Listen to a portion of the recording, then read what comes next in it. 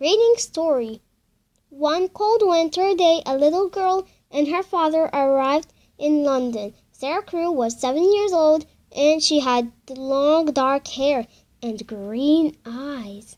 She sat in the cab next to her father and looked out of the windows at the tall houses and the dark sky. "What are you thinking about, Sarah?" Mr. Crewe asked. "You are very quiet." "I'm thinking about our house in India," said Sarah, "and the hot sun and the blue sky. I don't think I like England very much, Father."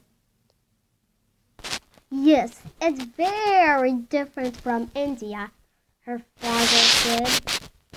"But you must go to school in London and I must go back to India and work."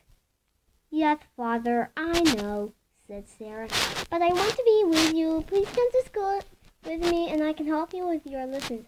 Mr. Crewe smiled, but he was not happy.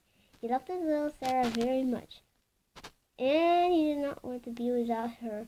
Sarah's mother was dead, and Sarah, the only child, with father and daughter were very good friends. Soon they arrived at Miss Minchin's school for girls and went to the big house. Miss Minchin was a tall woman in a black dress. She looked at Sarah and then gave a very big smile. "What a beautiful child," she said to Mr. Crewe. Sarah stood quietly and watched Miss Minchin. "Why does she say that?" she thought. "I am not beautiful, so why does she say it?" Sarah was not beautiful, but her father was rich, and Miss Minchin liked girls with rich fathers because it was good for the school and good for Miss Minchin too. "Sarah is a good girl," Mr. Crewe said to Miss Minchin. "Her mother was French, so she speaks French well. She loves books and she reads all the time, but she must play with the other girls and make new friends too." "Of course," said Miss Minchin. She smiled again. "Sarah is going to be very happy here, Mr. Crewe." Mr. Crewe stayed in London for a week. He and Sarah went to the shops, and he bought many beautiful, expensive dresses for his daughter. He bought books and flowers for her room and a big doll.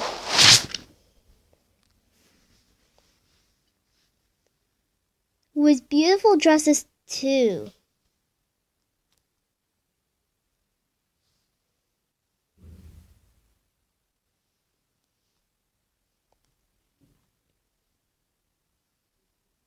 Miss Minchin smiled, but she said to her sister Amelia, "All that money on dresses for a child of 7. She looks like a little princess, not a schoolgirl. ... When Mr. Crewe left London, he was very sad. Sarah was very sad too, but she did not cry. She sat in her room and thought about her father on the ship back to India. "Father wants me to be happy," she said to her new doll. "I love him very much and I want to be a good daughter, so I must be happy." It was a very big and very beautiful doll, but of course it could not answer. Sarah soon made new friends in the school. Some little rich girls are not very nice. They think they are important because they have money and lots of expensive things. But Sarah was different. She liked beautiful dresses and dolls, but she was more interested in people and books and telling stories. She was very good at telling stories. She was a clever child, and the other girls loved to listen to her. The stories were all about kings and queens and princesses and wonderful countries across the sea. "How do you think of all those things?" asked her best friend, Ermengarde. That's what I call him. But I call her Ermengarde. "I have all these pictures in my head," said Sarah, "so it's easy to tell stories about them." Poor Ermengarde was not clever. She could never remember any of her school lessons, and Miss Minchin was always angry with her. Sarah often helped Ermengarde with her lessons. "Listen, Emery," she said. "You remember that French king, Louis XVI? Well, there's a story about him. One day in 1792, continuing,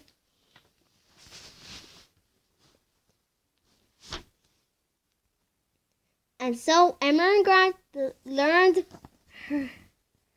her lessons with Sarah's stories, and she loved her friend very much. But not everybody was Sarah's friend. Lavinia was an older girl. Before Sarah came, Lavinia was the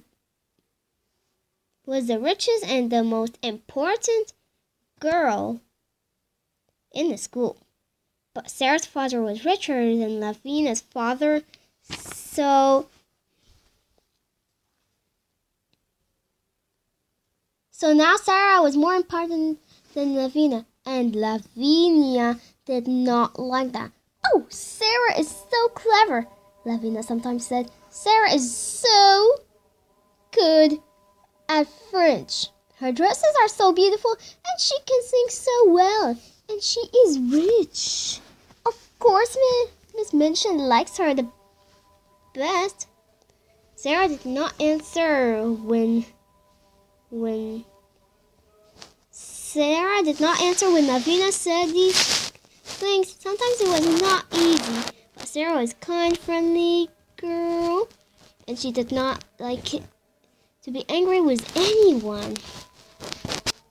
Next, on Family and Friends. Money, passenger, arrivals, departures, luggages, passports, suitcase, magazine, newspaper, coin. Conversation. "Holly, how much time have we got, Mom? Is there time to look in the shops?" "Mom, yes, there's still lots of time left. Here's some money for each of you." "Thanks, Mom." Holly, "How much money have you got?" "Amy, £1. Leo, me too. We've all got £1. "Not another pencil, Holly," said Max. "How many pencils have you got already?" "Hundreds," answered Holly. "Okay, maybe not." "Amy, I've got an idea. Because we haven't got much money, why don't we put it together and buy one really nice thing later?" "So," wondered Mom, "what did you buy?" "Leo, a present for you." "Mom, for me? Thank you. You know I love chocolates." "Holly, it's to say thank you for taking us on holiday." "Have you got any toothpaste? Any toothpaste? Any toothpaste? Have you got any toothpaste? My wash bag's not here. Yes, I've got some toothpaste, some toothpaste, some toothpaste. Yes, I've got some toothpaste. Here you are, dear. Have you got any shampoo? Any shampoo? Any shampoo? Have you got any shampoo? My wash bag's not here. Yes, I've got some shampoo, some shampoo, some shampoo. Yes, I've got some shampoo. Here you are, dear." It walked, finished, washed. It waited, pointed, tied, showed, removed the listening on E. That's why it says D. Played, rhymed. Alice walked home from school yesterday. She got wet because it rained. When Alice finished her homework, she tidied her desk. Then she painted a picture and showed it to her mom.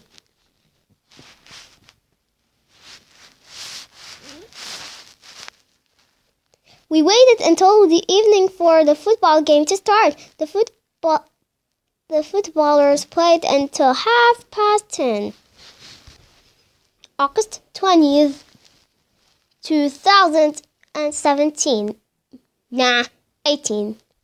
Dear Dan, how are you? We had a really unusual start to our summer holiday. This year my family and I were on the train to Cornwall. It was a long journey, but it was comfortable and we all fell asleep. Suddenly, we heard the train's whistle and we all woke up. Oh no, it's 8 o'clock. Mom said we missed our station. We had to get off the next station. Sorry, I had a cough. Dad asked the ticket seller the time of the next train back to our station, but he said there aren't any more trains today. The next train leaves tomorrow morning, but I can book you into a hotel. Follow me. On the way to the hotel, I was disappointed because the town seemed small and unexciting, but in the town center, we saw some fireworks and we heard some music. There was a festival and a fair.